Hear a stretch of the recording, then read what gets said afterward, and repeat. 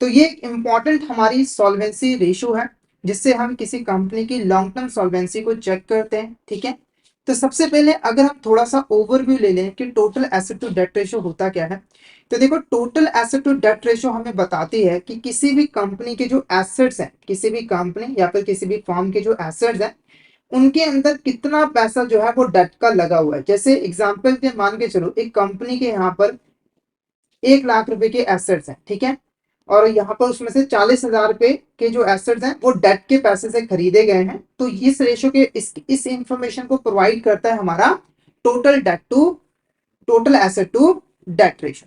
ठीक है, अब इससे रिलेटेड एक इंपॉर्टेंट केस स्टडी यहाँ पर हम कंसीडर करेंगे। तो यहाँ पर हमारे पास क्या गिवन है, XYZ कंपनी की बैलेंस शीट गिवन है, जिसके अंदर उसकी एसेट्स और लाइबिलिटीज जो है वो शो की गई है।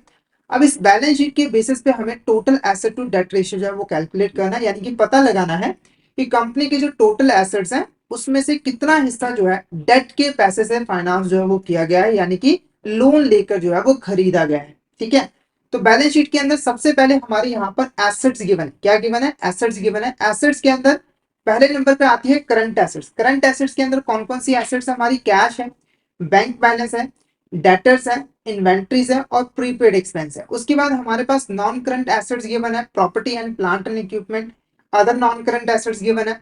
उसके बाद हमारी यहाँ पर लाइबिलिटीज के अंदर सबसे पहले करंट लाइबिलिटीज गिवन है, जैसे कि क्रेडिटर्स है हमारे पास, आउटस्टैंडिंग एक्सपेंसेस है, बिल्स पेबल है। और उसके बाद हमारी लॉन्ग टर्म लाइबिलिटीज आती है, जिसके अंदर डिवेंचर्स और लॉन्ग टर्म लोन गिवन है।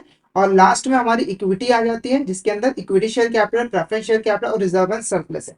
अब इसके बेसिस पे हमें क्या कैलकुलेट करना है, तो हमें total asset to debt ratio calculate करना है XYZ कंपनी का। तो सबसे पहले इसका जो फॉर्मूला है वो मैं आपको बता देता हूँ। अगर आपको total asset to debt ratio calculate करना है तो इसका जो फॉर्मूला है वो है total asset divided by long term debt, यानी कि आपको यहाँ पर टोटल एसेट्स को डिवाइड करना है लॉन्ग टर्म डेट के साथ। यानी कि अगर आपको total asset to debt ratio calculate करना है तो आपको दो चीजों की जरूरत है, total asset and long term debt. तो सबसे पहले हम ये दो चीजें ही कैलकुलेट कर लेते हैं।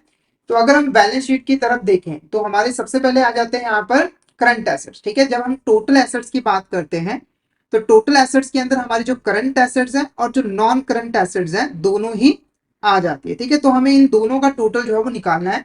तो अगर हम पहले करंट एसेट का टोटल निकालें तो कैश बैलेंस है हमारे पास 50,000 रुपए के, बैंक बैलेंस भी हमारे पास 50,000 रुपए के हैं, उसके बाद डेटर्स हमारे पास 10,000 रुपए के हैं, इन्वेंट्रीज है 30,000 रुपीज के और प्रीपेड एक्सपेंस है 50,000 रुपए के। ठीक है, तो टोटल अगर हम करंट एसेट्स की बात करें तो वो है 1,90,000 रुपीज के। अब नॉन करंट एसेट की बात करें तो नॉन करंट एसेट के अंदर पहले हमारा प्रॉपर्टी एंड प्लांट आया था, फिर अदर नॉन करंट एसेट आया था। तो इसका टोटल तो सिंपल सा है, ये 6 लाख रुपए है, तो इसको हम यहाँ पर 6 लाख रुपए लिख देते हैं।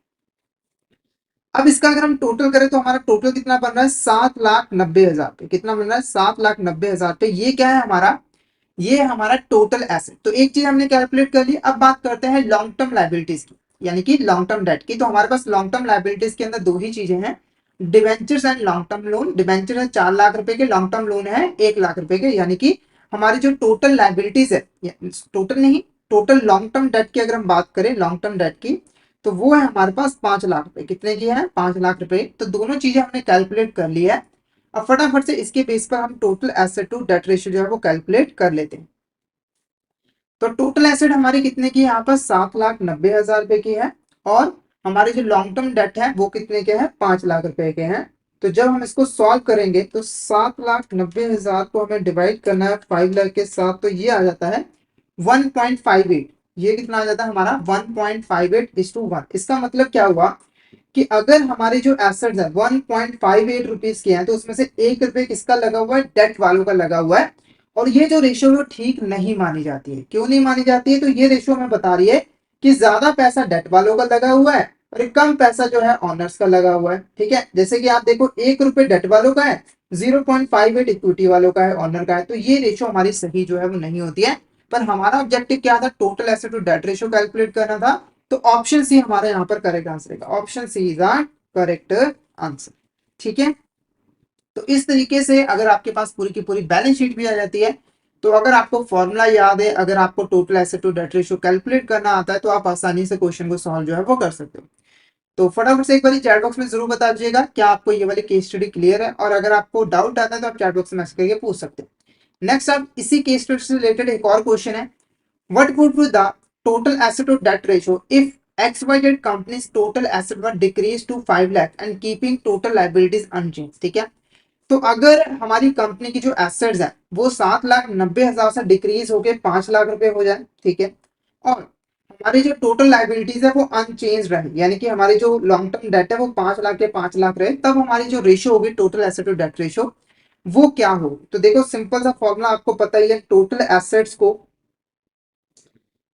एसेट्स को आपको डिवाइड करना है लॉन्ग टर्म डेट के साथ। ठीक है, ये नॉर्मल सा फॉर्मूला है। तो यहाँ पर टोटल एसेट्स हमारी कितनी है, यहाँ पर 5 लाख रुपए की, और जो लॉन्ग टर्म डेट है वो भी हमारे 5 लाख रुपए की। तो सॉल्व करोगे तो 1:1 हमारी रेशियो जो है वो आ जाएगी। तो करेक्ट आंसर हमारा क्या रहेगा, यहाँ पर option B is a correct answer. 1:1 हमारी यहाँ पर करेक्ट रेशियो जो है वो होगी। क्लियर है आपको ये वाला क्वेश्चन, ये वाली केस स्टडी। नेक्स्ट हम बात करें, from the following details calculate interest coverage ratio, net profit after tax is 2,50,000, 10% long term date is 15 lakh and tax amount is 50,000। ठीक है, तो सबसे पहले इंटरेस्ट कवरेज रेशियो होता क्या है इसको समझ लेते हैं। तो सिंपली देखो, जब आप लोन लेते हो तो लोन के ऊपर आपको इंटरेस्ट पे करना पड़ता है। ठीक है, ऐसे ही जब एक बिजनेस लोन लेता है तो वो इंटरेस्ट पे करता है, और वो इंटरेस्ट पे कैसे करता है, तो कमाकर, पहले वो पैसा कमाता है, रेवेन्यू कमाता है, और उससे इंटरेस्ट जो है वो पे करता है। तो बेसिकली इंटरेस्ट कवरेज रेशियो से हमें ये पता लगता है कि कोई भी कंपनी अपने इंटरेस्ट को सही तरीके से पे कर पा रही है या फिर नहीं कर पा रही है। बेसिकली हम इसके अंदर देखते हैं कि कोई भी कंपनी यहाँ पर अर्न कितना कर रही है, उसकी अर्निंग कितनी है और उसकी इंटरेस्ट पेमेंट कितनी है। ठीक है, क्योंकि अर्निंग से ही तो आपने इंटरेस्ट पेमेंट करनी है, तो अर्निंग ज्यादा है तो आप इंटरेस्ट पेमेंट अच्छे तरीके से कर पाओगे, अदरवाइज नहीं कर पाओगे। ठीक है, अब इसको कैसे कैलकुलेट किया जाता है, तो इसका जो फॉर्मूला है वो पहले मैं आपको दिखा देता हूँ। Interest coverage ratio is equal to earnings before interest and tax divided by interest expense. ठीक है, तो दो चीजें आपको चाहिए, पहली चाहिए earning before interest and taxes, यानी कि ऐसी अर्निंग जिनमें से ना तो आपने इंटरेस्ट पे किया है और ना ही आपने यहाँ पर टैक्स जो है वो पे किया, उसे आपको डिवाइड करना इंटरेस्ट एक्सपेंस के साथ जो आप यहाँ पर पे करो। दो चीजें चाहिए। ठीक है, अब इसी चीज को हम ईबीआईटी भी कह देते हैं, इस चीज को हम ईबीआईटी भी जो है वो कह देते हैं शॉर्ट फॉर्म में। अभी कैसे कैलकुलेट होगा, सबसे पहले देखो आपके पास गिवन है net profit after tax is 2,50,000 rupees, यानी कि आपका जो नेट प्रॉफिट है टैक्स पे करने के बाद वो है 2,50,000 रुपए। पर हमें चाहिए ऐसा प्रॉफिट जिसमें से हमने ना तो टैक्स पे किया हो ना ही इंटरेस्ट पेमेंट की हो। एक चीज आपको पता होगी कि हम टैक्स तब पे करते हैं जब हम अपने प्रॉफिट में से सभी एक्सपेंसेस को माइनस कर देते हैं, यानी कि इसमें से जो एक्सपेंस है, इंटरेस्ट एक्सपेंस है, वो ऑलरेडी माइनस किया हुआ है। ठीक है, तो अगर हमें earning before interest and taxes चाहिए तो हमें क्या करना पड़ेगा, ये जो प्रॉफिट आफ्टर टैक्स है 2,50,000 रुपए का, इसके अंदर सबसे पहले हमें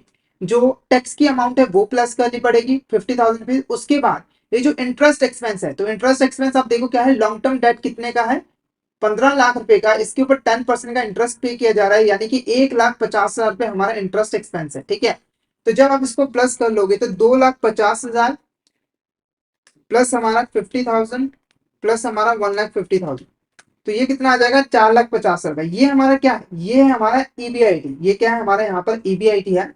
तो 4,50,000 ईबीआईटी हमने कैलकुलेट कर लिया। इंटरेस्ट एक्सपेंस ऑलरेडी हमने कैलकुलेट कर लिया है, वो है 1,50,000 रुपए। और जब हम इसको यहाँ पर डिवाइड कर रहे हैं तो हमारा आंसर कितना आ रहा है, 3:1, यानी कि अगर आपको 1 रुपए इंटरेस्ट पे करना है तो आपके पास 3 रुपए यहाँ पर जो है वो पड़े हुए। ठीक है, तो ऑप्शन बी हमारा यहाँ पर करेक्ट आंसर जो है वो रहेगा, 3:1 हमारा करेक्ट आंसर जो है वो रहेगा।